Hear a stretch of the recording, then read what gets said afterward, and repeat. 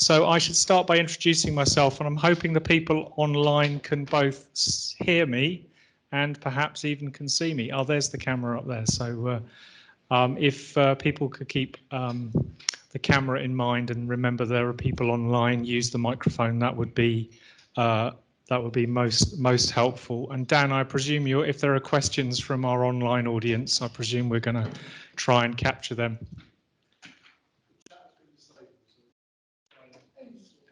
Okay, all right, but we'll pick that up. Anyhow, I should start by introducing myself. I'm Mike Shipman. I'm Pro Vice Chancellor International, and I have overall responsibility for Warwick's international strategy. So it's a great pleasure to be here this afternoon, both for our distinguished African lecture later this afternoon and for this launch event that we have here preceding that. So I'm not going to take up much of your time other than really just to thank you for coming. I think this will be a very interesting session, particularly grateful to our speakers and panelist participants for taking the time out of their busy schedules to join us here today. And this session is actually about the launch of the UNCTAD Warwick RIPOA, this is a catchy title, isn't it? Initiative for the establishment of an Africa Inequality Learning Group. And this is a really important topic. It's aligned with one of the SDGs, as we'll no doubt hear lots more about later. I think it will be really interesting. So what we're going to do is we're going to have some brief opening statements from three key components and three key advocates for this learning group. And then we're going to have a panel discussion that is going to be chaired by Caroline.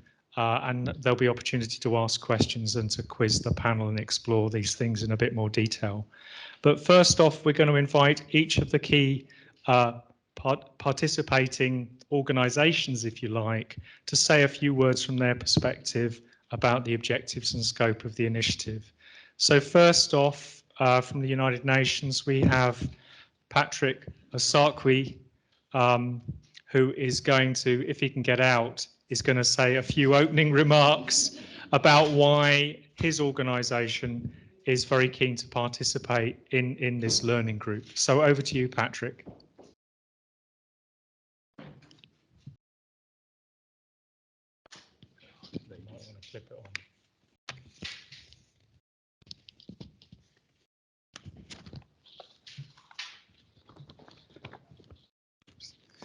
Okay, good afternoon, everyone. Professor Mike Shipman, Pro Vice Chancellor, University of Warwick, distinguished participants. I'm very pleased to welcome you to the launch of the Africa Inequality Learning Group. May I also seize this opportunity to thank the management and staff of the University of Warwick for hosting this event and for the support they have provided to get this initiative off the ground. There are just 3 points that I would like to make in my opening remarks. The first is that if we are to achieve the Sustainable Development Goal of ending poverty, there must be an increased focus on what is happening in Africa, because that is where the challenge of poverty eradication is immense. Sub-Saharan Africa's share of global poverty in 1990 was 14%. Now it's about 60%. And the number of poor people in the region continues to increase. One of the reasons why global poverty is increasingly concentrated in Africa is the high level of income inequality, which has reduced the growth elasticity of poverty in the continent. My second point is on the need for African countries to mainstream inequality into national development strategies, both at the policy design and at the policy implementation phases. Too often, distribution issues are either not addressed in policy formulation or are treated in an ad hoc manner. For example, it is well known that trade reforms create winners and losers in the short and medium terms, and so have consequences for income distribution. Yet, in most African countries, policymakers rarely address how to compensate the losers during the policy design phase of reforms. Inequality becomes an issue, mostly when things go wrong during policy implementation. In this context, there is a need for an inclusive and coherent approach to policy design and implementation to ensure that no one is left behind in the development process. And this is where the Inequality Learning Group initiative comes in. It will raise awareness as well as sensitize policymakers on the importance of integrating distribution issues into both the policy design and implementation phases of planning. In addition, it will provide a good platform for policymakers to interact with academics conducting research on inequality, thereby ensuring that policymakers have easy access to new information and research findings on distribution issues. It will also permit policymakers to share experiences and identify best practices in combating inequality at the national level. My third and final point is on the expected outcome of this initiative, which is enhanced understanding by policymakers of the challenges of inequality and how to develop effective policies to address them. Through the initiative, we are also hoping to increase visibility and awareness on the Sustainable Development Goal 10, which focuses on reducing inequalities within and among countries. Distinguished participants, with these remarks, I thank you for your attention and look forward to your contributions to this important dialogue.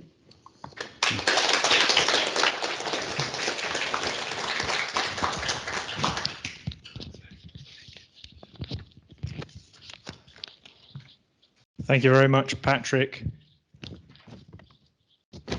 And now I'd like to invite our colleague from RIPOA. And for those of you that don't know, RIPOA is a Tanzanian think tank on research and policy areas. And we are very grateful and delighted to have Dr. Donald Mari here to say a few words about his perspective on this new learning group.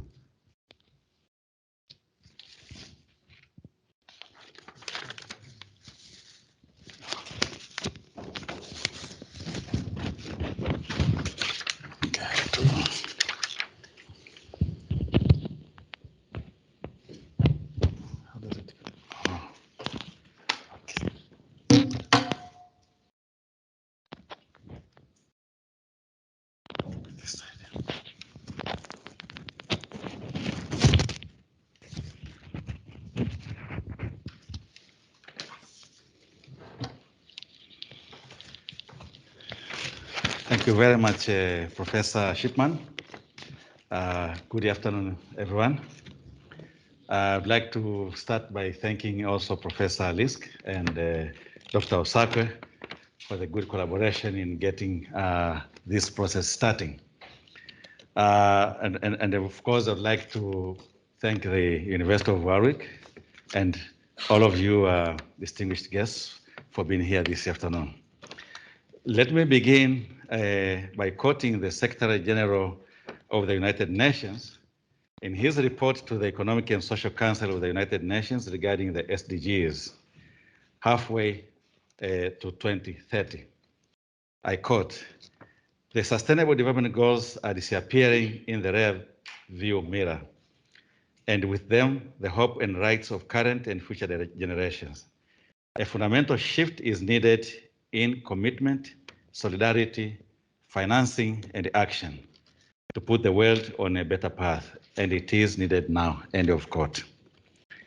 While there has been some progress towards SDGs, for many of them, progress has been slow and small. Out of 140 targets, only 12% are on track.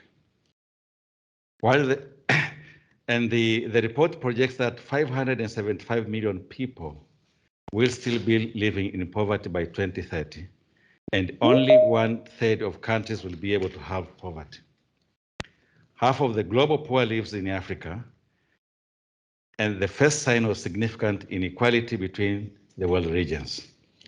Progress towards achieving SDGs, SDG number 10 on reducing inequality between and within countries is very slow, with only about 10% of countries on track to meet the target. We all know that COVID-19 pandemic and the ongoing Ukraine crisis has slowed the progress even further. The world's population has now reached 8 billion and is projected to grow to 9.8 billion in 2050. 8 countries are projected to account for half of the projected global population growth, of which 5 are in Africa.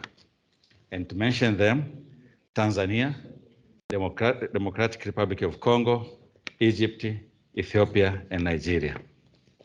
If half of the poor people lives in Africa, given the slow rates of reduction of poverty and inequality, many questions arise. What will this population distribution mean for the world? What are the potential implications on food security, conflict, and migration? What are the drivers of increasing inequality between countries and within countries, particularly in Africa? We already know that Africa is disproportionately bearing the impact and the effect of climate change and unbalanced trade and economic injustices. But is it all? These are just few questions we can raise with respect to inequality, in addition to the traditional inequality subjects, which are the differences in the relative shares of income among quintiles, access to various social services by different segments of the population, and gender differences in access to economic and livelihood opportunities. In recent years, the platform enterprises that have grown out of the digital revolution provide an example of how positive technological development can also create inequalities, because economic power is shifted from producers and labor to distributors and venture capital.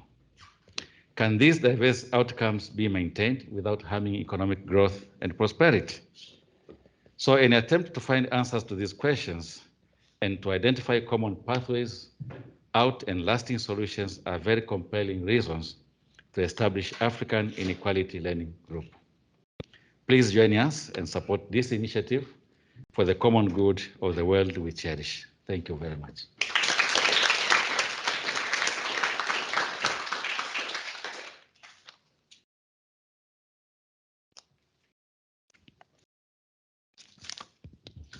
Thank you very much. And for our last speaker in this sort of introductory session, to sort of set a bit of the context for this Inequality Learning Group, have the great pleasure inviting our very own Professor Franklin Lisk to come up and say a few words. Over to you, Franklin. Sorry, Mike, I may have to sit down. My leg is not too good.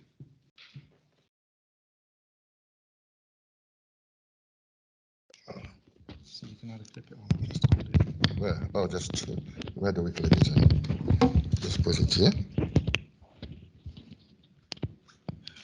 Okay, good.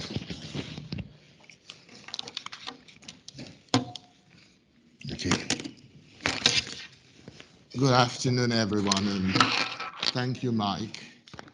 I would first of all like to thank my 2 collaborators in this partnership.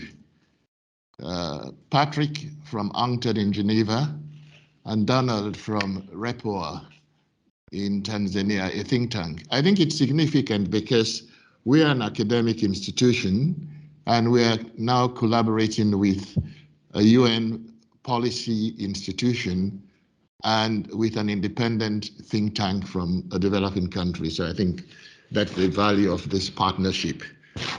Second, I would like to thank my colleagues across the Warwick community, because the subject of inequality is of interest to virtually every corner of the Warwick community. I can think of this initiative was developed largely on behalf of the Africa Hub by Economics and PACE, but others are involved and will be involved, and this includes colleagues from law, from health and life sciences, from philosophy, and even from arts. The issue of inequality is one which is very important, particularly in the context of Africa, where it's associated with poverty and economic insecurity.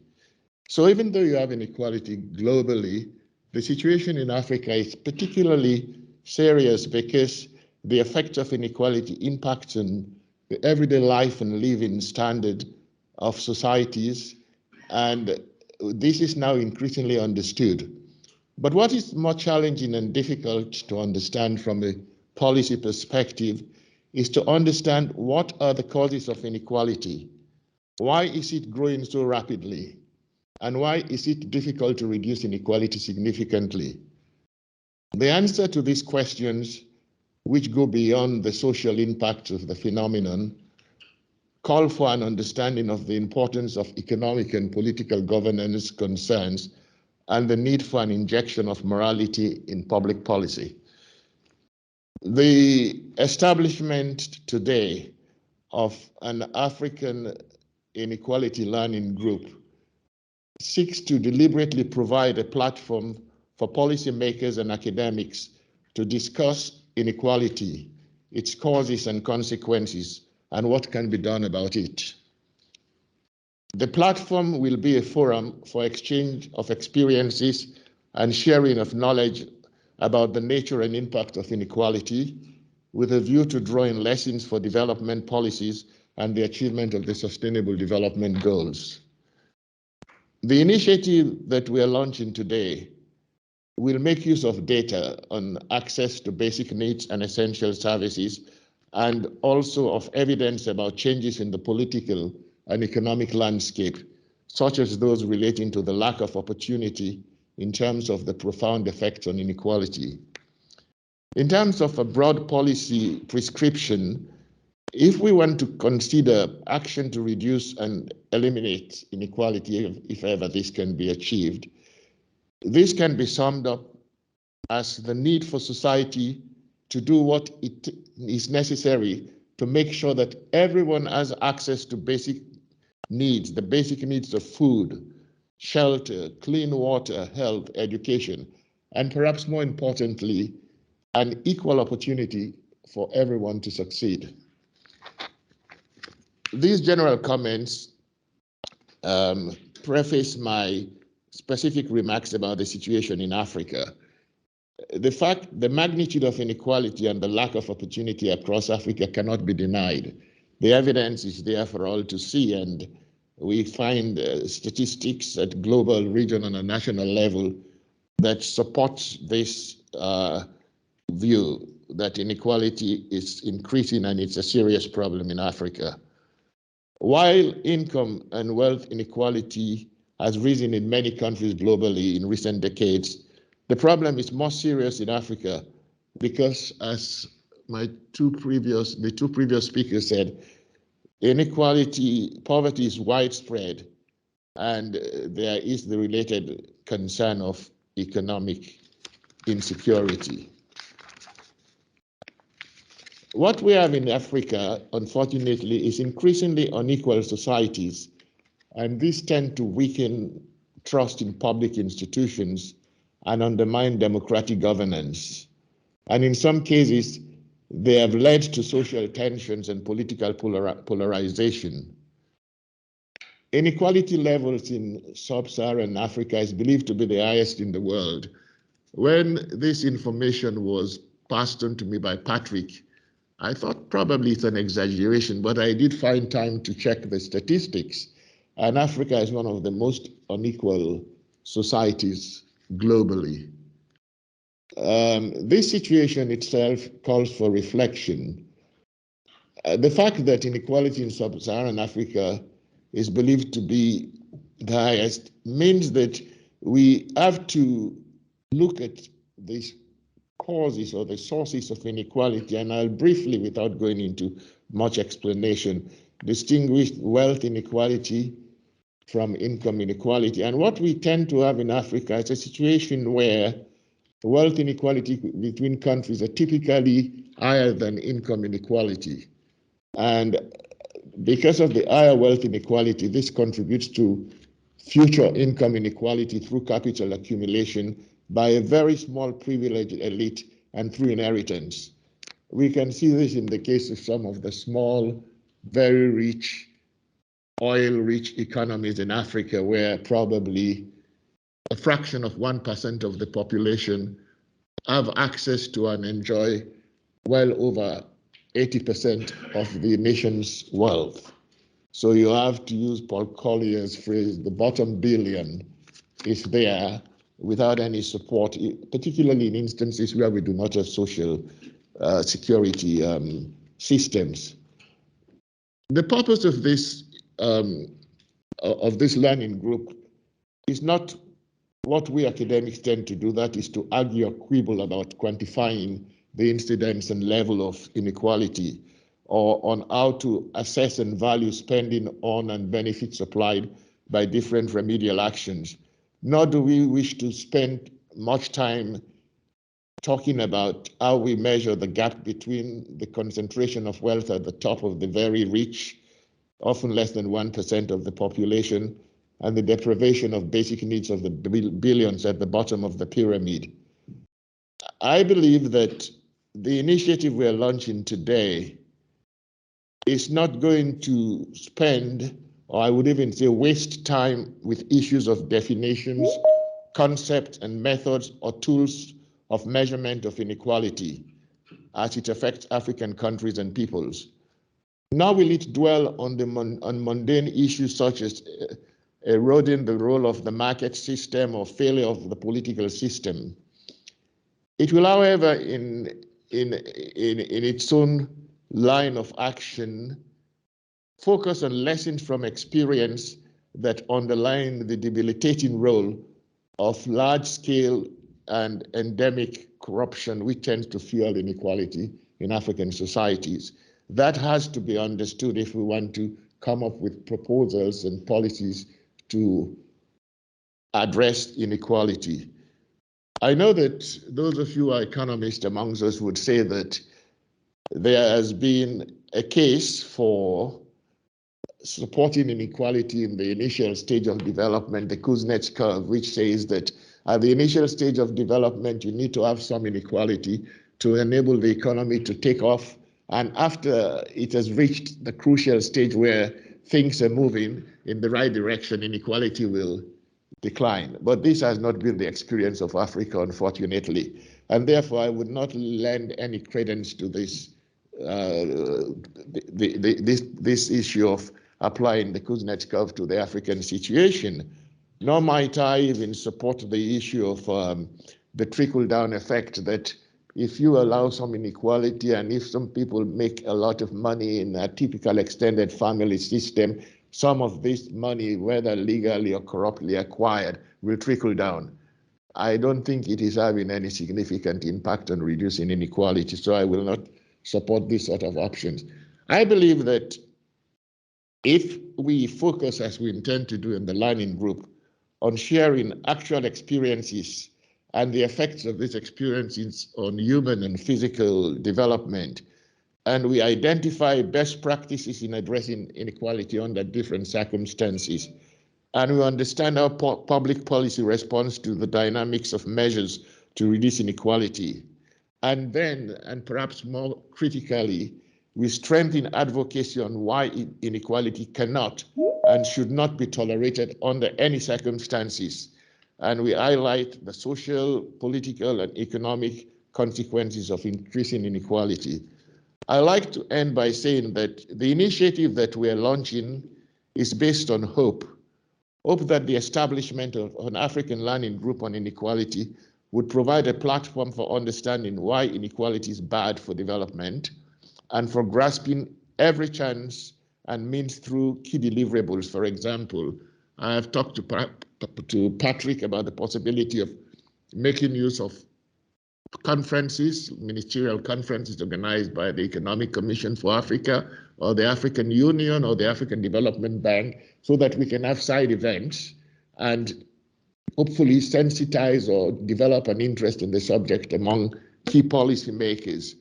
And we're also looking at the possibility for, at the individual country level, to create some sort of a dialogue between major stakeholders.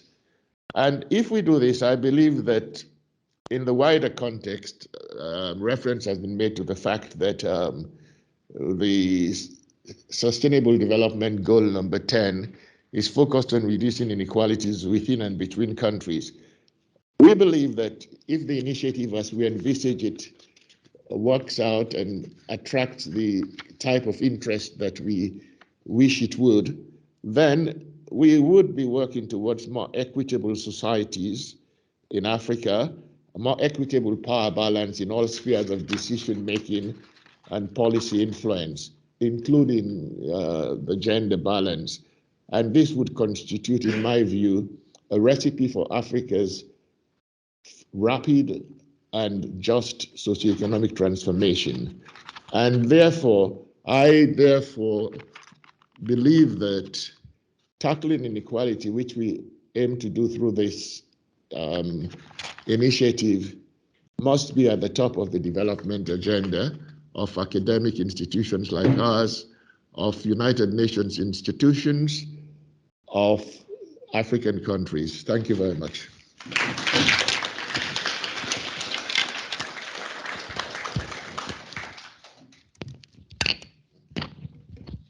Thank you, Franklin. I think after all of those opening speeches, we've got a little bit of a flavour of what the learning group is all about, some of the challenges that Africa and other parts of the world face in terms of inequality. And now I'm going to hand over to Caroline Elliott, who's Deputy Head of the Economics Department, and I'm going to let her introduce her panel, who are going to further develop and explore these ideas further. So over to you. Thank you very much, Mike. Thank you, Franklin, as well. So just while our panelists come to the front, I'd like to say thank you to all of you for coming to this opening session and this discussion. It's a panel session on the case for equality, different perspectives, and we have some fantastic different perspectives this afternoon.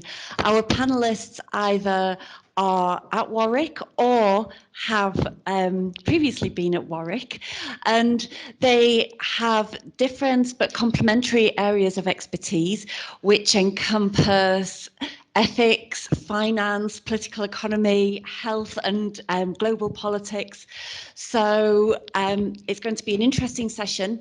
They will each give their opening remarks and then we will turn to all of you to ask them questions. We don't have any pre-planned questions, so it's your chance to put them all on the spot. I'm going to ask them to introduce themselves and give their opening remarks in the order that they appear in the programme, if you have a programme. So that will be Sophie, then Samuel, then Joy, then Ben. So let's see if that microphone works, and it will be over to you, Sophie. Hang on.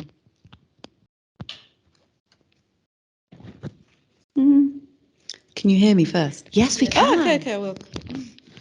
Okay, how's that? Perfect, thank It's you. always the gender politics of not wearing a tie.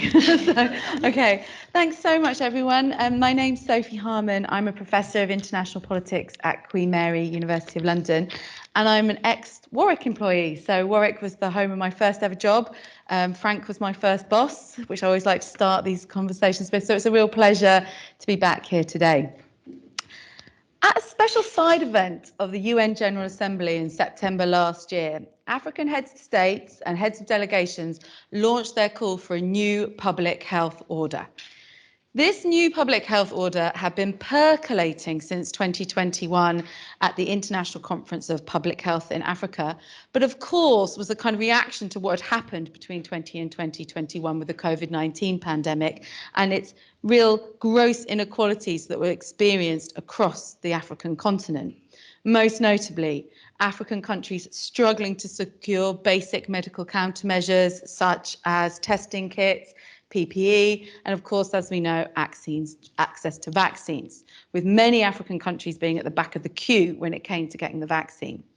But more than that, it wasn't that just these countries were at the back of the queue. This queue was really problematic. It was based on outdated charity models, most notably through the COVAX funding facility, other richer countries giving African countries leftovers, which soon expired, which created problems of trust within the community, delays and supply gaps when India stopped exporting vaccines in 2021. And at the height of the kind of crisis in 2021, 80% of vaccines were going to high-income countries. At the time, 0.3% coverage was happening in low-income countries. So huge, stark inequalities there.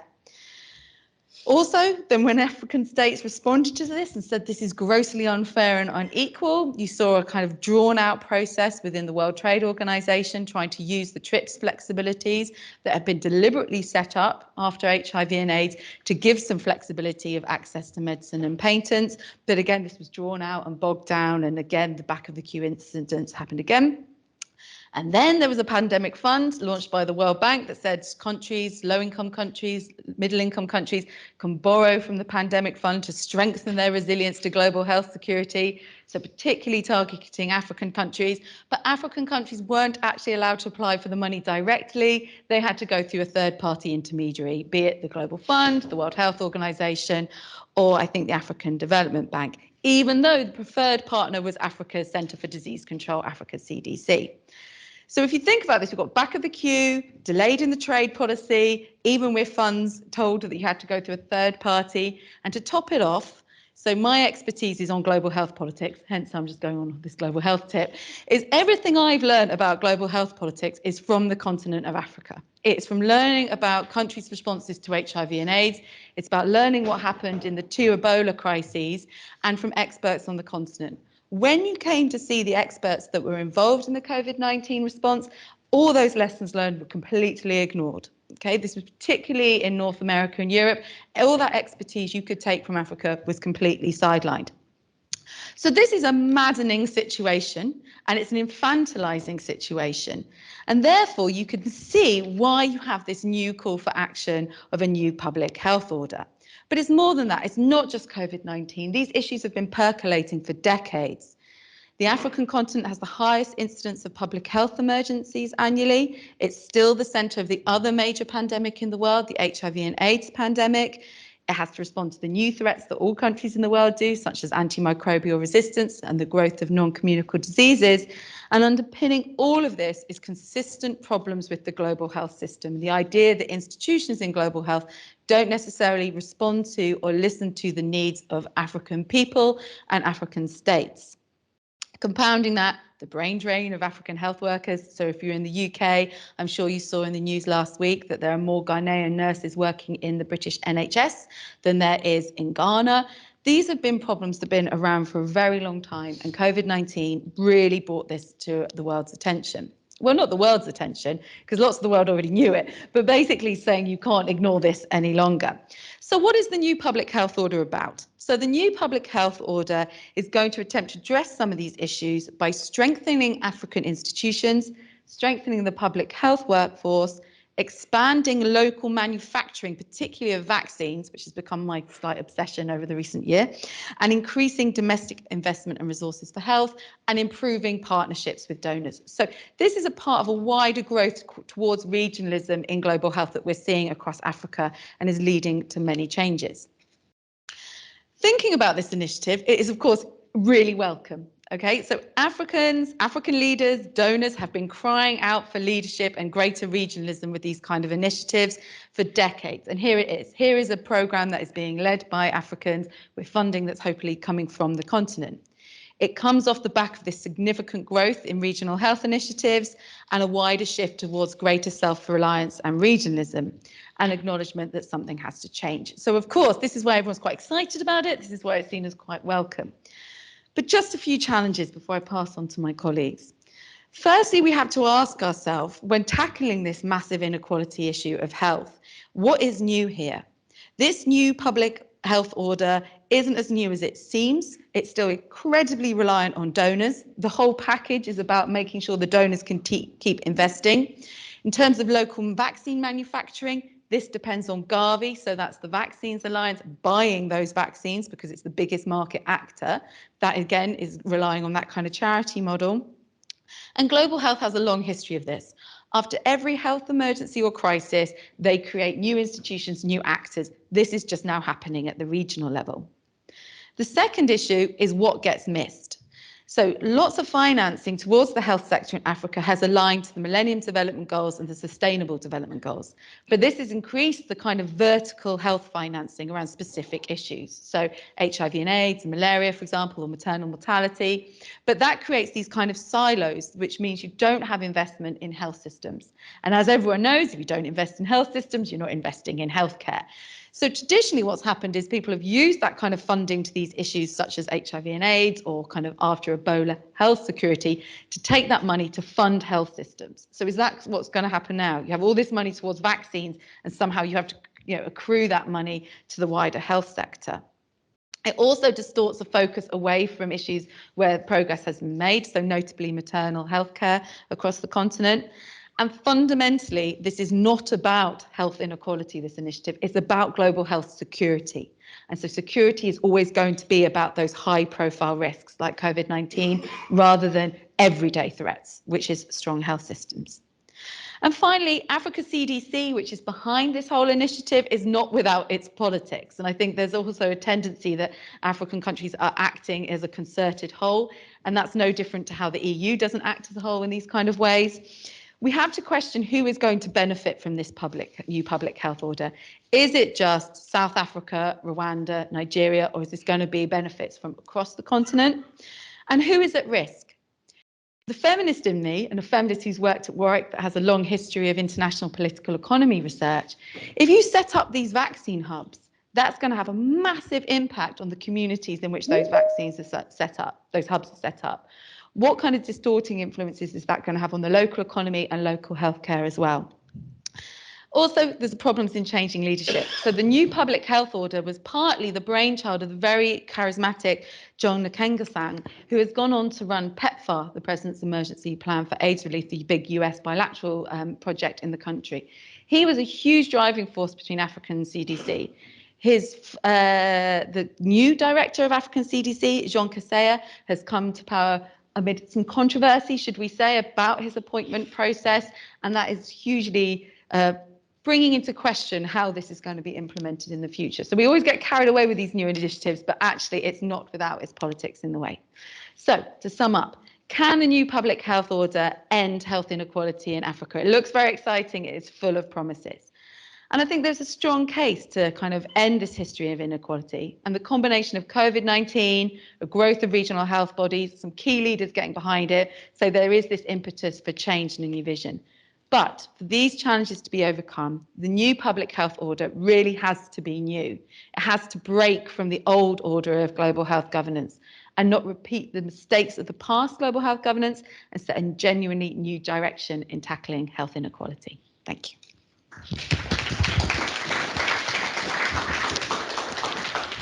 Thank you very much, Sophie. If you want to pass your microphone to Joy, and I'll pass mine to Samuel in the first instance. Thank you.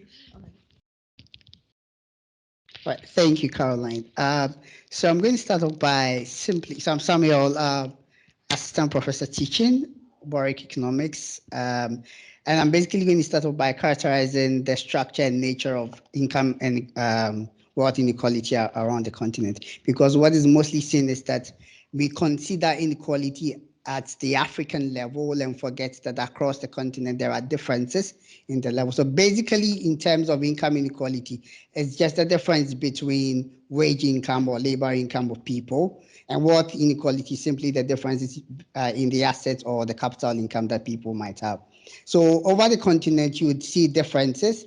The fact remains that Africa is the most unequal continent that you would have, but also historically there are linkages between pre-independence characteristics and post-independence political economy and institutions that exist. So the most unequal parts of Africa are mostly countries that are previous white settler colonization countries. So countries that had unfair land distribution policies, low levels of labor mobility, low levels of labor income across the continent. And a typical example is South Africa that everybody knows.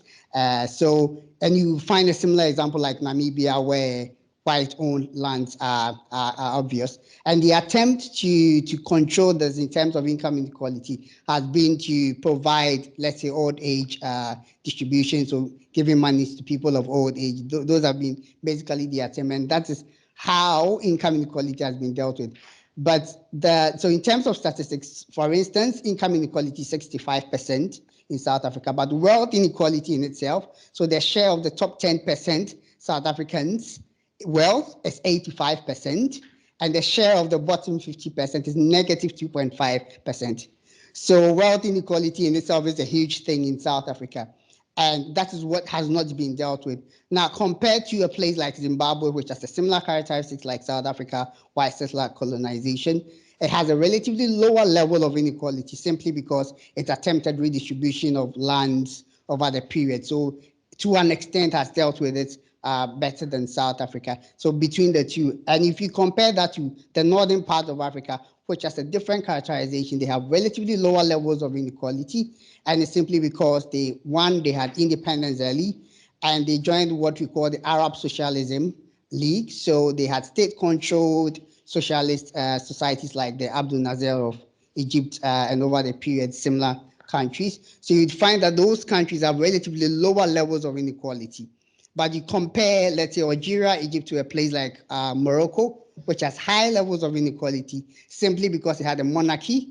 And you know that with monarchies, wealth are always concentrated in the people that are closest to the monarchs. So these are the differences in characterization. You go to a place like West Africa, which has the lowest level of inequality, which is surprising to some people. And it's mostly because these countries have a huge informal sector. What that means is that people naturally and normally have wealth because they have the power to own businesses and stuff like that. So, and then they mostly had independence early. So those countries have relatively lower levels of inequality. What that means is that you can look at the general statistics in Africa and decide what should best fit each part of the continent.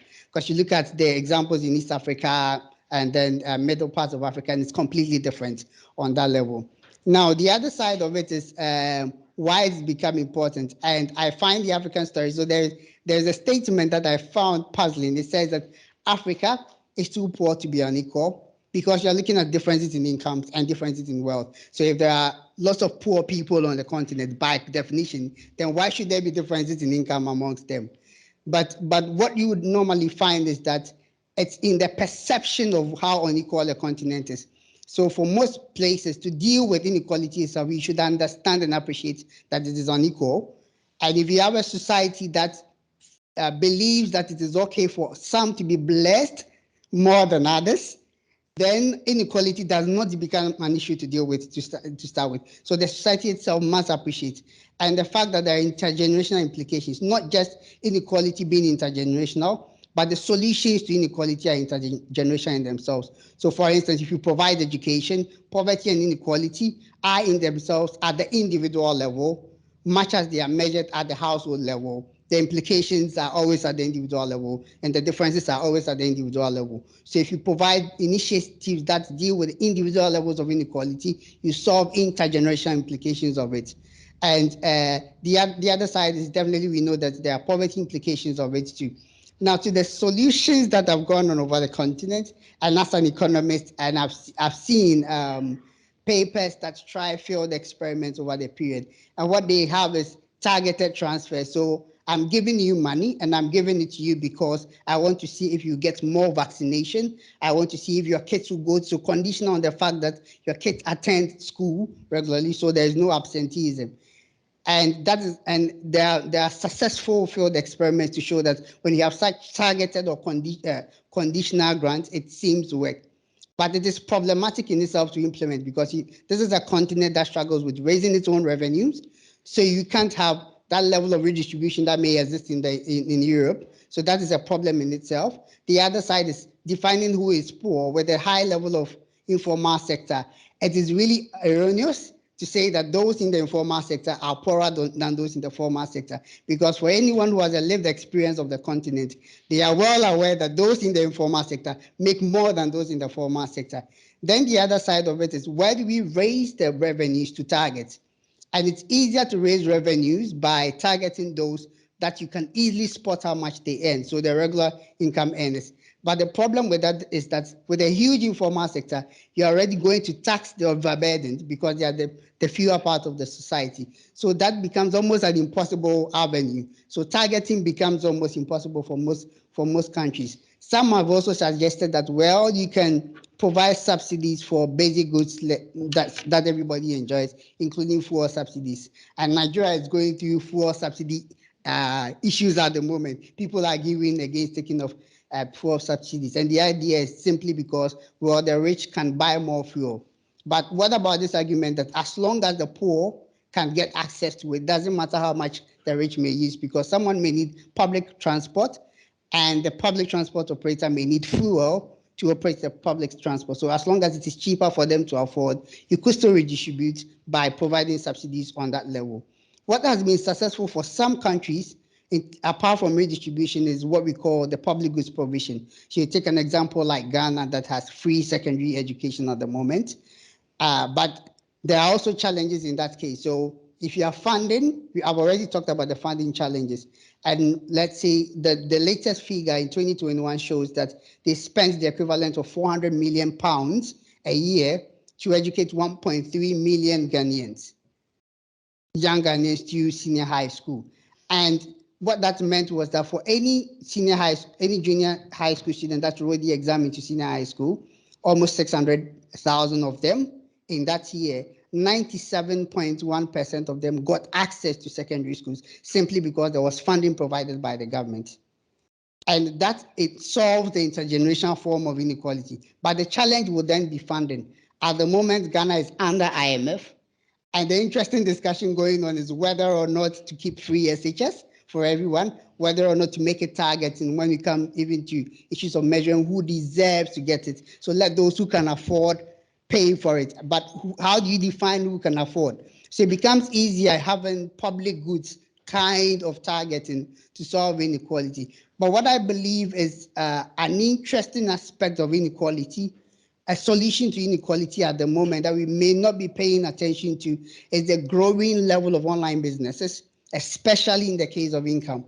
So if people are getting less into formal jobs, if the informal sector is difficult to measure how much they are earning, those informal jobs are having additional jobs online. So what that means is that they don't need to leave their offices and go to the markets or to start businesses like the informal sector does, but they can stay in their houses and also have online businesses as additional sources of income to deal with the differences in income that may exist. So I believe that is another source of another solution that paying attention to could also resolve some of the intergenerational problems that may exist. So that would be my opening statement.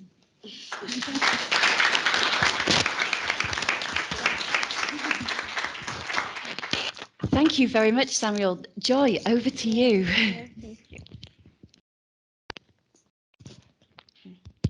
Yeah. Good afternoon, everyone. My name is Joy. I'm an assistant prof at the law school, and my statements are on the context of digital financial inclusion and how, or the ways in which it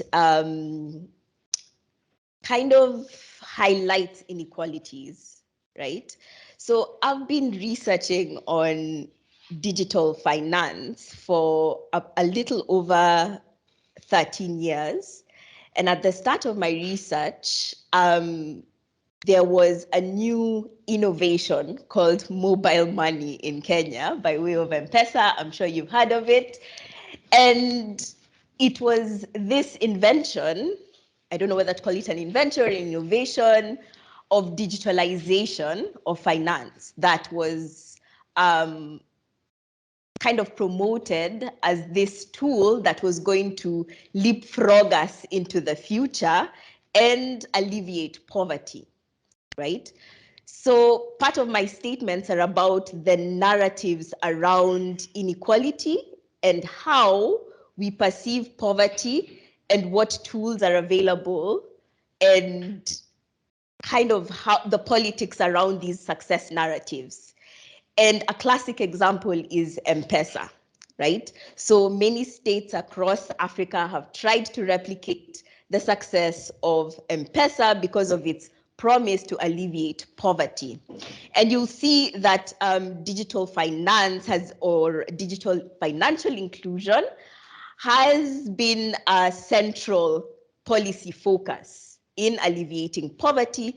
But what happens on the ground is completely different. As some of you may have probably seen the data on the gains made by digital financial inclusion, or financial inclusion by itself, is that yes, it gives access to people who are previously excluded from financial services, but it has minimal gains for poverty alleviation for various reasons, right? So the question is always asked, why is it completely successful in Kenya and not, for instance, in Brazil or in Ethiopia or Tanzania, or similar projects in India have not sort of achieved the same level of success? Well, my argument, and many arguments, are always about the politics around it, right? And politics cannot be excluded from inequality,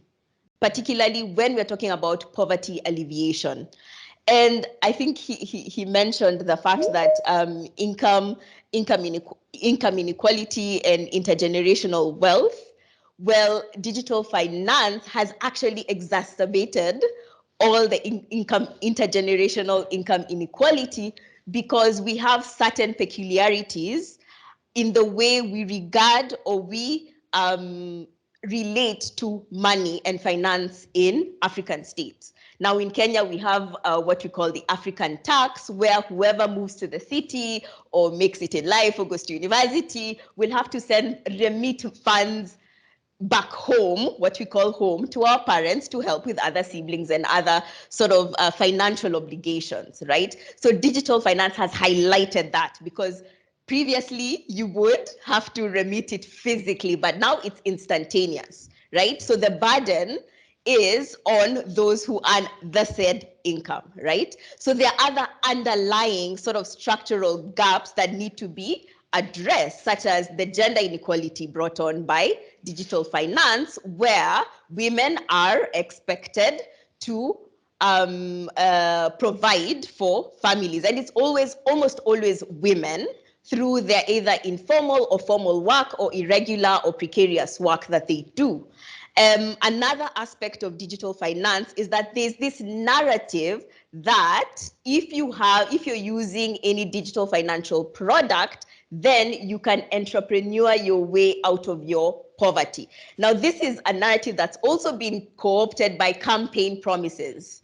And recently we had our elections in 2022, and the current president's main manifesto was through a campaign promise called Hustler versus Dynasty narrative, which is seen by some to be a populist narrative. So in this Hustler versus Dynasty narrative, he positioned poor Kenyans as hustlers against the dynasties of the rich. So it was a politics of class grievance, right?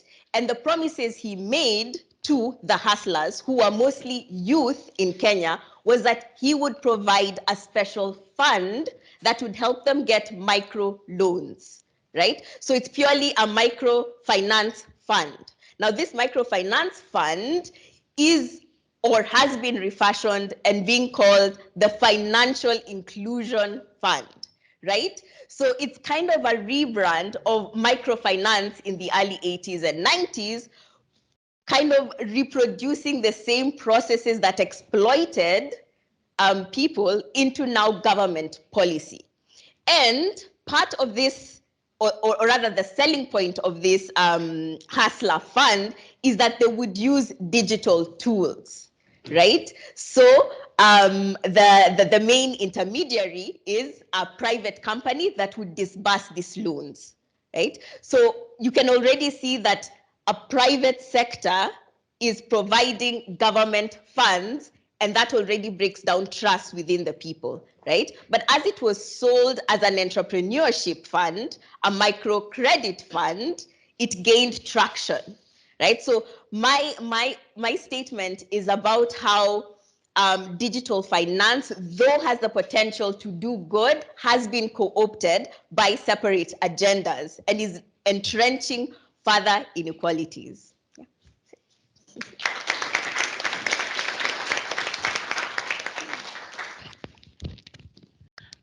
And last but not least, our final panelist for this afternoon, Ben, over to you.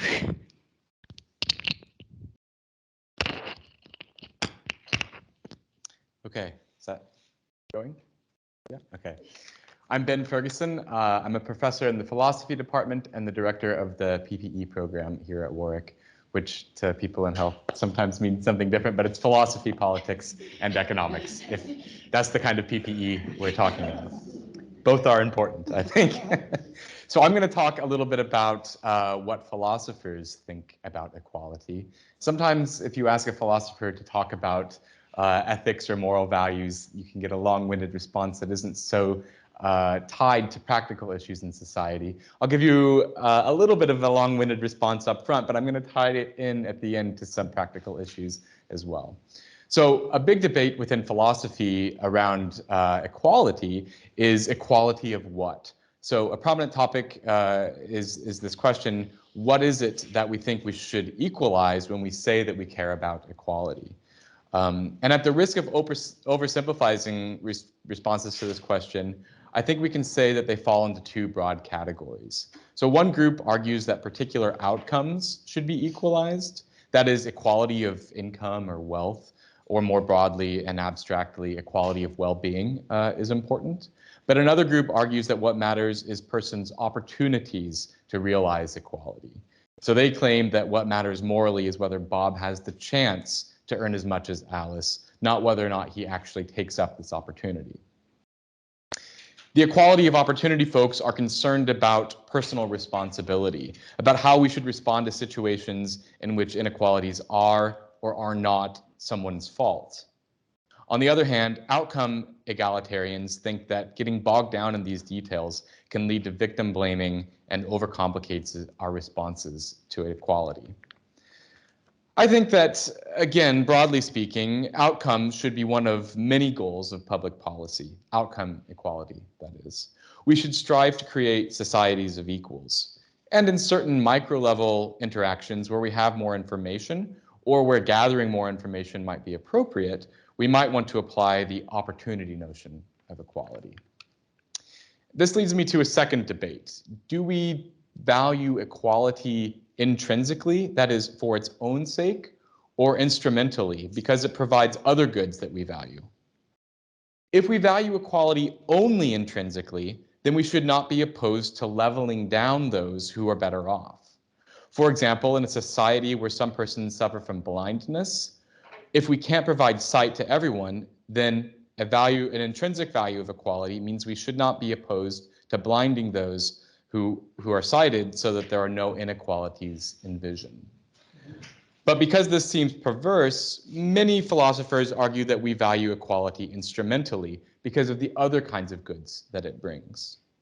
I think that's primarily correct. We often do value equality instrumentally, but we shouldn't make the mistake of thinking that intrinsic and instrumental value are mutually exclusive. So suppose that I'm a coin collector in a foreign country that has beautiful currency. I might value the coins in my wallet both for instrumental reasons because they allow me to buy my lunch and intrinsically because they're aesthetically appealing. Sometimes we trade off equality because other things matter more, in the same way that we might spend some of those coins for lunch, and other times we hold on to equality because it's valuable in itself. So consider, for example, the ultimatum game in economics. Ultimatum games are two-player games where player A proposes a distribution of a particular sum, suppose it's $100 that they're distributing, to player B. And player B can then accept or reject A's offer. If B accepts A's offer, both receive what A proposed. And if B rejects it, neither player gets anything. So in most cases where A offers a very unequal distribution to B, say A says, I will give you $5 and I will keep $95 for myself. In most cases, in situations like this, player B rejects the offer and neither person gets anything. And this is a situation where player B is valuing intrinsically the equality that they're not receiving over the well-being that they could have received from the $5. But in other cases where you also have unequal distributions offered by A, but not so unequal, so say something like a 60-40 distribution, player B often accepts. In this case, trading off the slight inequality for greater welfare improvements. In different contexts and in different countries, and with different income levels, people will have a greater or lesser taste for inequality. And this is something that can be really interesting to look at cross-culturally and also across differences in income. Now, one reason that we might value equality instrumentally is because of its effects on and relationship with democracy. So it's essential, equality is essential to democracy, and democracy, when paired with equality, leads to relatively stable political systems. It's important that we are able to relate to each other as equals in the political domain, because this is where the rules that govern our societies are established. If people do not feel society's rules reflect their values and their voices, then the legitimacy and authority of these rules and those that enforce them is undermined. This is, in part, I believe, one of the many sources of conflict within my own country, the United States. Citizens on both ends of the political spectrum no longer feel that their voices and views count. It's also a lesson for those whose views are better backed by evidence and argument. So even if you are correct, if you are elected to serve, you need to understand and engage with those in your constituency with whom you fundamentally disagree. Treating others as equals and promoting the equality of distribution of goods goes a long way towards preserving the legitimacy of a democratic system and hopefully towards making it more just as well. Thank you.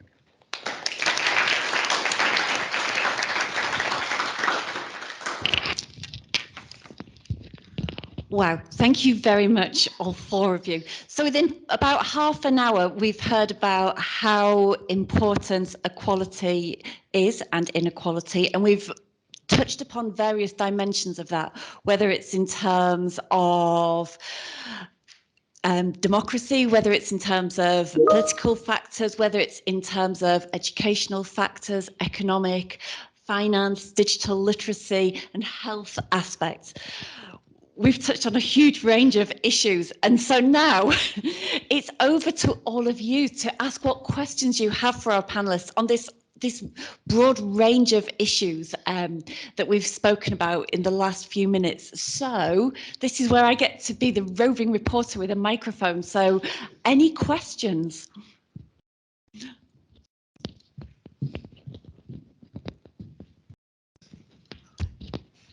Hello, everyone. My name is Brenda King, and I'm an alumna of Warwick. So it's great to be back. I traveled up from London today. I want to congratulate you on the African Inequality Learning Group. And for the past 18 years until Brexit, I was with the EU institution, and we had something, what we'll call an African Development Learning Group, you know, from the EU side and from Africa. Although it wasn't academic, it was business associations, trade unions, NGOs, farmers, etc. Now, what I found this very, very interesting. So given my background, I wondered if this group will be linking with those, you know, whether it's women's groups, business association, trade unions, to share some of the learning. And also to mention a point I heard this morning about the EU going to give Tanzania $1 billion to stop people coming into Europe. And the reason why I mentioned that is because just last week, I was hearing that the debt service payments from Africa is set next year to hit $74 billion, which is 16 billion more than the aid that it's currently getting. So I would like to hear some comments on that, because that takes the focus away from Africa and what's happening, and you know, some of what the development countries are doing. Thank you very much. Thank you. Good question. Good pair of questions. So I'm going to stand at the front. They could be questions for our panelists, but they could also be questions for our initial three speakers from this afternoon. Franklin, is there anything you want to say first of all? Because the first part of the question related directly to the Africa Inequality Learning Group. I don't know, probably Patrick might be better suited for this, but what we envisage with the Africa Inequality Learning Group is that we want to establish a forum, a platform where the key target, if I would use the word target, will be policy, people, and planners. And the reason for this is their influence on outcomes with respect to development, be it human or physical development, and the attainment of the Sustainable Development Goals. I make this point because we feel that one of the potential partners of this initiative is the United Nations Economic Commission for Africa. We've actually connected with them. As a matter of fact, I believe that the director of the macroeconomic policy of the UN Economic Commission for Africa might be following this discussion online, because he was supposed to be coming, but he couldn't. And the importance of linking up with the UNECA is that they have a broad continental mandate to deal with various dimensions of development, not only macroeconomic issues, but also issues relating to social policies. We're also thinking about the issues relating to gender equality. So I believe that through a link with the United Nations Economic Commission for Africa, we should be in a position to identify and work with many of the groups, including third sector organizations like trade unions and private sector organizations. The other point you mentioned, well, probably I leave it there. Two-part question. Okay, thank you, Franklin. Patrick, did you want to come in on that as well? I thought that you did. Okay, thank you very much. Just a quick point on the question that was posed on whether we intend to link this to business groups. In fact, I think it's a very relevant and timely question, because one of the stakeholders that we want to get involved in this initiative is basically firms. When we talk about inequality, most people think about governments, but it's not only about governments. The private sector has a critical role to play, in terms of addressing issues of inequality. As we all know in the economics literature, labor market institutions play a very important role in terms of combating inequality. Whether firms allow trade unions to exist in their corporations, whether they are, accommodating of, governments coming up with minimum wage legislations and all that. So it's a very important constituency, and it's one of the groups that we want to integrate into this initiative. Thank you.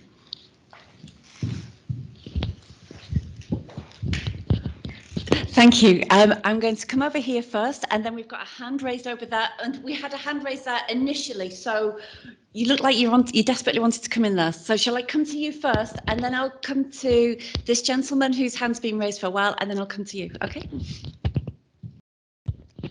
Thanks. This is a question actually from the chat online from Mark Kia, who works in the DRC for the UNHCR. He's asked 3 questions, but I'll just, in the interest of time, just ask one on his behalf. He wanted to know from the panel your views on the role of conflict and displacement on inequality. So he gives the example of the DRC, which has over 6 million displaced persons, most of whom are dependent upon humanitarian assistance, with women as the most affected by the negative impact of displacement. So some thoughts on that would be welcome.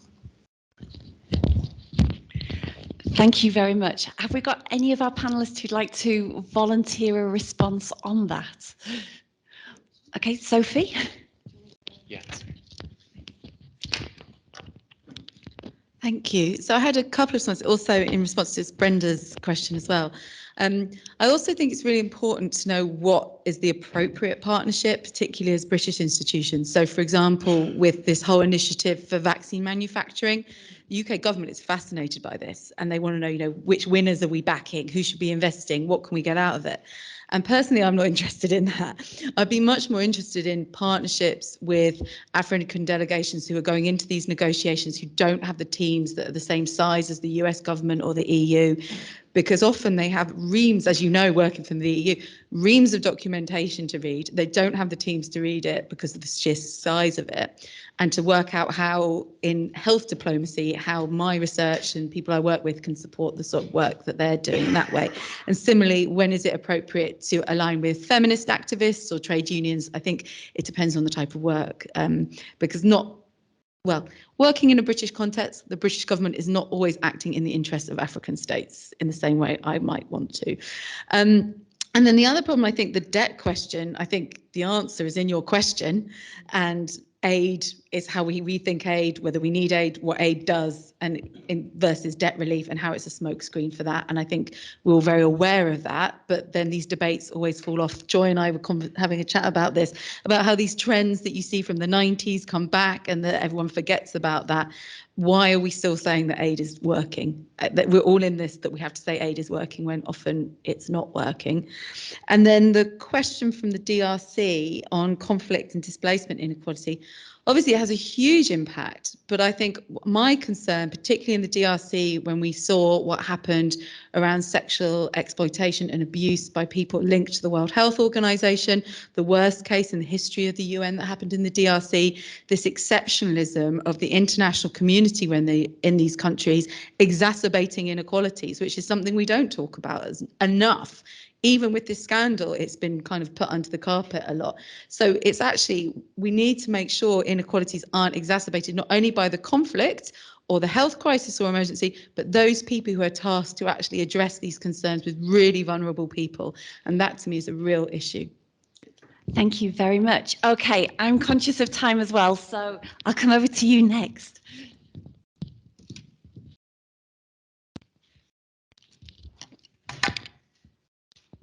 Thank you. My name is Gordon. I would like the panel to make a comment on how ownership and control can contribute to squaring the sake of inequality that we are discussing in this room. I'm asking this question. I come from Zambia, and I remember a few years ago, we had a strike going on in one of the mines. And that strike went on for less than 5 days. And when the mine published the income that they had lost because of that strike, we learned that the money was equivalent to the national budget of Zambia. And that's just one mine. And we've been mining copper for the last 100 years. So how does ownership and control promote or enhance inequality or try to resolve the problem of inequality in Africa?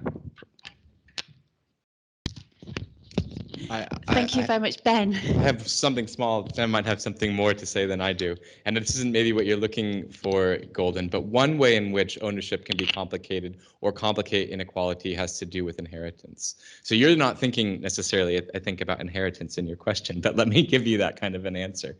When you have inheritance and you can pass down through particular families, and you have this intergenerational problem where inequality doesn't go away. And banning inheritance is really difficult to do. Because if you tell people that, well, often people work for their children's futures, right? They work to secure their children's futures and they want to pass on their wealth to their children. If you tell them that they can't do this when they die, they'll do it before they die. They'll do it in formal ways before they die as well. So this is one sticky issue that has to do with ownership, where you can transfer ownership of goods that you have to the next generation. If you didn't have something like this and it went in some magical way back into a public pot and was redistributed, you'd see inequalities being harder to persist over different generations. I don't want to make Sam do this, but maybe he has something to say that's a little bit more directly tied to the ownership question you had. Thank you, Ben. So related, so in terms of inequality, what's evident is that countries with high mining has high level of inequality because of the mining rent that's associated with it. And it's mostly because of how such contracts in themselves are constructed to start with. And I believe that it's about time, after years of maybe handing over resources to people with perpetual ownership of it. Maybe some countries could get back to renegotiating some of these deals because I am aware, for instance, in Ghana, where over a period of time, a mining company like Anglo Gold Ashanti, you know the difference between, let's say, Johannesburg and a place like Obuasi in Ghana, which are both gold producing areas. The poverty and inequality levels are high. And after years of mining, the mine in Obuasi almost came to a zero, to the extent that it was sold to the government for $1, which has now been rearranged as a public-private sector initiative led by the private sector. And one other example from Ghana, for instance, is the reason they have lower levels of conflict with natural resource, especially with oil, is because they went the Norwegian way in terms of the policy negotiations and design of oil-related policies. So I believe that until we get out of the perpetual contracts that you've given to people and renegotiate, have the confidence of renegotiating some of these contracts, some of the implications of the mining rents in terms of inequality would persist. As long as you have the boldness to renegotiate some of these contracts, it would persist. Okay, I'm conscious of time, and it's fantastic because I've got lots of people who are all raising their hands. We started 5 minutes late, so I'm hoping I can extend this till 25 to. Franklin's not saying no, so okay, and Mike's saying yes. Okay, you were next. Sure. Thank you. Thank you. So my question is linked to the dichotomy that was we first got from the instrumentality and inherent question, as well as policy free SHS. So I'm also from Ghana, and one of the questions that you keep on hearing when you're talking about policies that are like open access, that seeks to ensure equality in distribution and in access, is the question of quality. So in Ghana, one of the biggest questions that people keep on asking is, okay, we're allowing everyone to go to school, everyone is going to high school. Are the outcomes the way we want them to be? And I'm sure Professor over here will have a very, will have a take on it, having worked with National Math and Science Quiz. I'm sure she has a lot to say on that.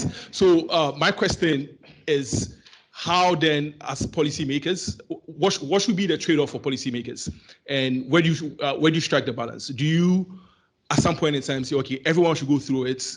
And again, it's hard because you are constrained by budgets, so you're not always going to get like the quality that you want to get, but you also want a situation where you want to like erase inequality. So as policymakers, what do you like? How do you strike the balance?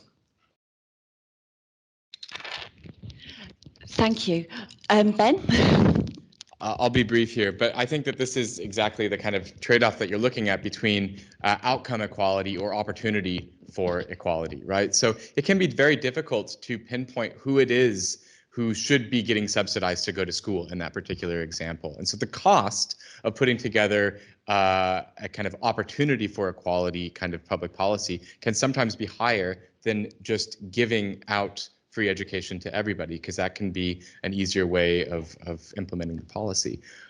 But, and I don't know about the facts on the ground in Ghana, but that can then not be the best way of eradicating inequality if it ends up subsidizing the children of the rich as well, right? So sometimes you maybe do want to spend more on your public policy to try to map it to the right individuals. Okay, I'm going to move on to the next question because I've got 4 people with their hands up here. So I'm going to try to get round all of them. Okay, so I've seen 2 gentlemen with hands up here. I've seen 2 gentlemen with hands up on this side of the room, and that will be the end of the questions. Okay. All right, thank you very much. My name is Charles. I'm an entrepreneur from Ghana. And my question has to do with IP research and knowledge inequality between countries in the African continent and the rest of the world. Africa currently contributes still less than 1% of global research.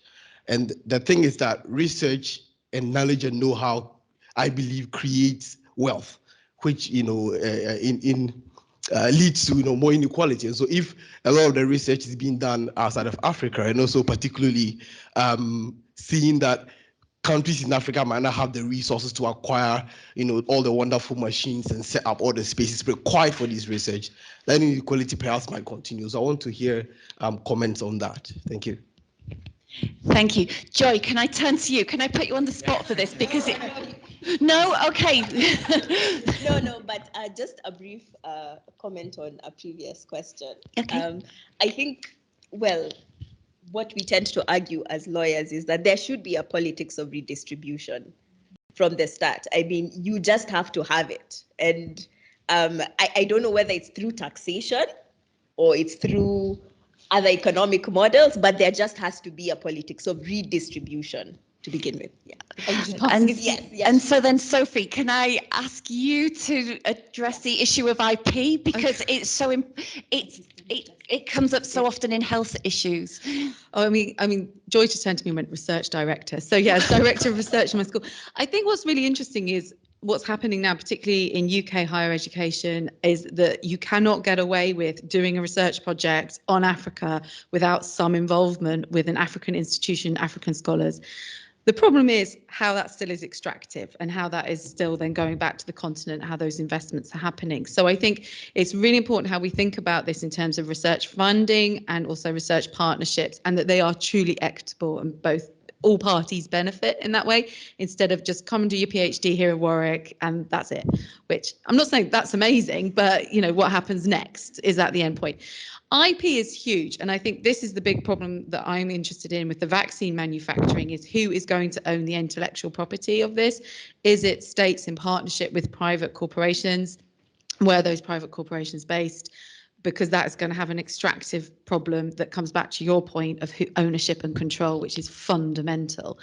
And funny, I just want to come back to the universal question about universal education. From a healthcare point of view, actually, there's nothing wrong with subsidising the kids of the rich, because when people pay in and they see it working, they're more likely to have trust and confidence in public health services, pay their taxes, go into this kind of revenue kind of ideas. So whilst I can see there's a problem where you're like, well, the state doesn't have that much money, should it be doing it? Thinking about that in a long term in terms of revenue generation and people wanting to see better public services, I think is quite important as well. Okay, thank you very much. You've been waiting to come in on a couple of points. Yeah. My name is Daniel, a doctoral student at the Warwick Law School. My issue is with the Ghanaian free HS thing. I think in Ghana, is a comment, in Ghana, the issue of introducing free education was more of political than the actual problem that we were trying to solve. We were rather, in our quest to solve a problem, we created problem. Look, when Ghana had independence in 1957, Nkrumah saw the need to create the gap between the undeveloped North and the South. The South mostly occupied by the British and the elite education establishments there. So Nkrumah felt like, look, the North had to be educated. Free education was introduced there. And over time, the gap was closing. But this government came, and in the hope of staying in power for years, then we have to make education free for everybody. How can you make education free for everybody on the basis of grants and funds from elsewhere? Whatever the Western countries, we know international political economy, gave to us, it comes with conditionalities. Now, the mass number of people that we are producing in the name of free HS, free SHS or whatever it is, where are they going from there? The universities have produced so many people, and in Ghana we have Unemployment Graduate Association. Come on. So are we just, for the political reasons, producing without facing the reality? Thank you. So getting back to what Joy said, so there is definitely a political economy decision to be made. And that example I gave was to show the differences in the forms of redistribution that may happen. So you could have a direct transfer form of redistribution and a form that is a public good kind of form of redistribution, which could be education provision or even health, free health care or something like that. But I agree, as I said, I mentioned the challenges with funding to start with, the fact that a developing country spends 400 million pounds on education in itself makes it unsustainable given its revenue challenges. And of course, it's obvious that it was rushed in the implementation, and there are challenges that have even worsened the expected positive effects of it. Yes, so I agree, but I gave it as an example of the differences in the forms of redistribution that may happen. Yeah. Okay, thank you.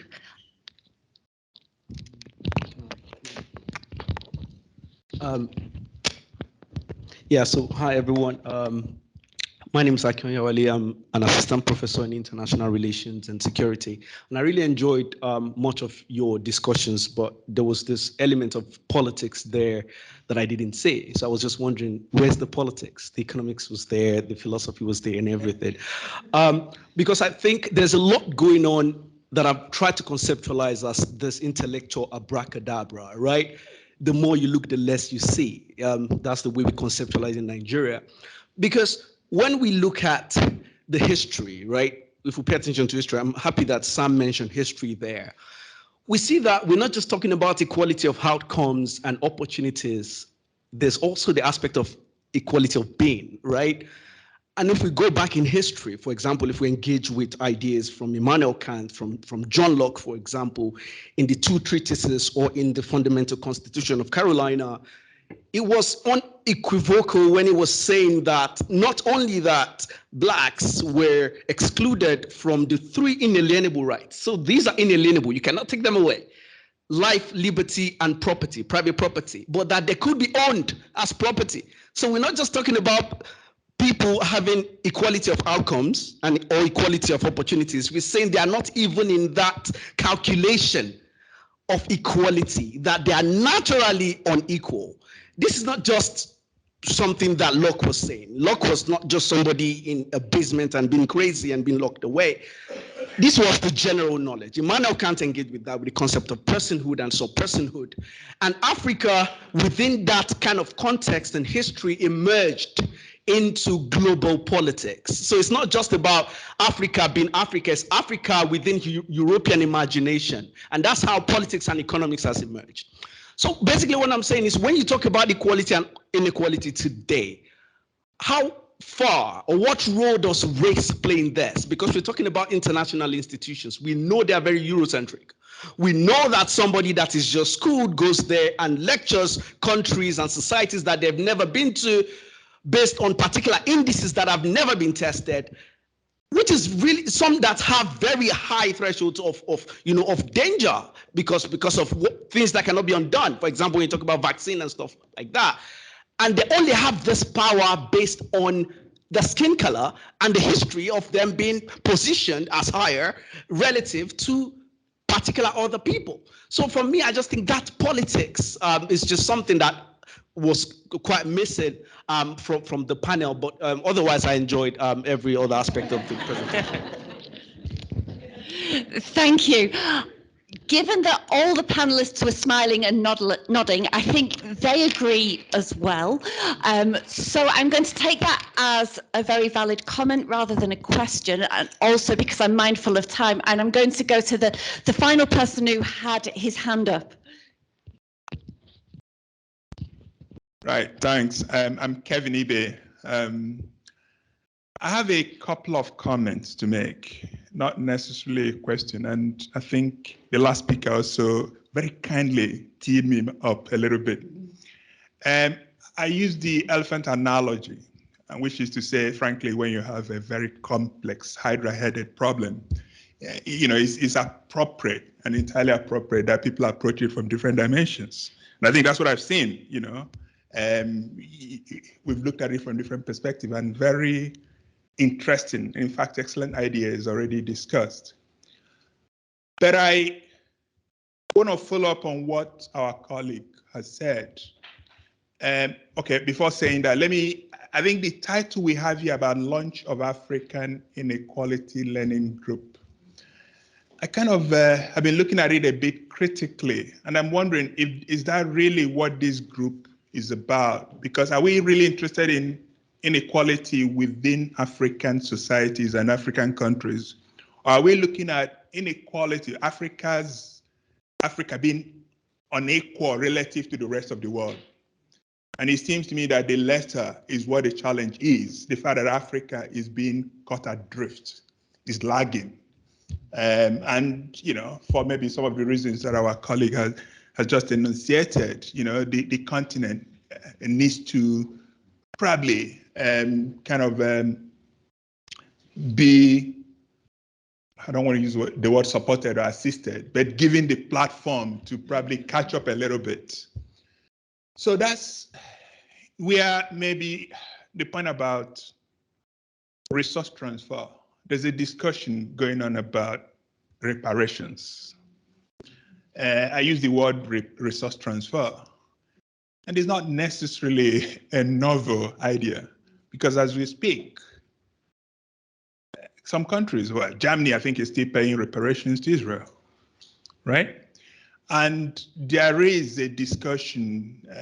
I know people like, say, Nigeria, Moshood Abiola died in 1998, but I think his presidential election was built around the idea of the need for reparations. I also know the challenges associated with reparations, because of the governance challenges and failures within the continent. If you transfer resources that are going to be pilfered and siphoned away, so those are real challenges. But nevertheless, it seems to me that if we are looking to tackle global inequality, we need to consider a resource transfer. How do you do that? It seems to me that the building blocks of development, of transformational development, and we recognize education as being one of those. We recognize, say, health provision as being one of those. Safety net as being one of those. So how do you transfer resources to those critical areas of needs? Those building blocks that would help Africa to begin to catch up.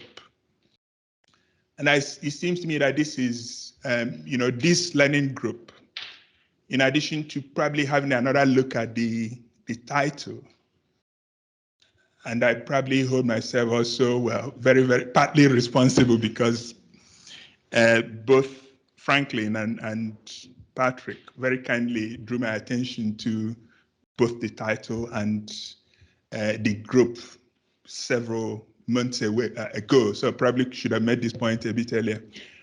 But I think this needs to be part of the agenda. How do we help orchestrate the much needed transfer of resources to those critical areas of needs? I think about health insurance. I don't know what the evidence is in terms of research. It is not my area of research, but it seems to me that health challenges and is a major cause of poverty and limiting people's chances to education being another one, and safety nets that you've got in a number of more advanced economies. If resources could be directed to those areas, I think that would be a way of helping us. Remember, there is no silver bullet. I think what we are all reflecting upon are ways to contribute to helping the continent catch up, to narrow the gap. Thanks. Thank you very much. I appreciate your patience. I know we've run over time a little bit. As the chair of this session, I have the difficult job of summing up. I'm going to keep it brief, and I've got just two comments. The first relates directly to this panel, and I think what's become very clear from the last hour and a half is that there are going to be key roles for universities, including the University of Warwick. There's going to be key roles for international institutions and think tanks, also for governments, also for trade unions, as well as for firms in the development challenges. So it's up to all of us to carry on working and talking about those challenges. And then I'm going to finish with a little plug. So Samuel and I are on an editorial board for a journal that's called Cogent Economics and Finance. And along with Franklin, today, to coincide with the launch of the Africa Inequality Learning Group and this initiative with UNCTAD and Repower, we're launching a special issue of the journal, and it's going to, we're inviting submissions looking at the economics of inequality and development. But I was talking over lunch to somebody and saying that economists are very good at building very sophisticated econometric models, and maybe forgetting that in this case, what we want is empirical economics analysis that gives recommendations and lessons for policymakers. And that's going to be the theme of the special issue. So please spread the word to your colleagues, to your partners, and we look forward to getting submissions. And then Franklin, over to you for the final word. Well, I think the final word will be with Patrick, but I have two comments. There was a gentleman, Charles, from Ghana, who talked about the fact that we in Africa have only 1% of global knowledge and then limited knowledge and access to technology. Well, I think I disagree with his 1%, but this is not the place for that. But what I would say is that it is important that we realize that if we want to tackle issues of inequality, and I refer also briefly to Kevin's point of view, incidentally, Kevin, we are interested in SDG 10, which is inequality within and between countries. The two are linked. But going back to this point, I would say briefly, young man, that the 2 points. One, we need to look at, if I have to choose between innovation and technology, I'll opt for innovation. Why? Innovation is when you use the resources at your disposal to understand and find solutions to your problems. Technology is not a problem. If you have plenty of money, like the rich Arabs, you can buy any technology. But innovation is more important. And I think what we should strive for in the case of Africa, and I say so as an African myself, we should create and develop knowledge societies. We should invest in the creation of knowledge societies, because only the creation of knowledge societies will make it possible for us to understand and take action on what we can do without waiting until we get advice from outside or resources from outside. And I know a lot can be done. I share Kevin's concern, obviously. This particular learning group stems from a request, and I think by the African ministers themselves. I think I'm correct that they wanted the United Nations Economic Commission to look at various means of creating a better understanding of the problem of inequality. And the learning group is one of these. It's not the only one.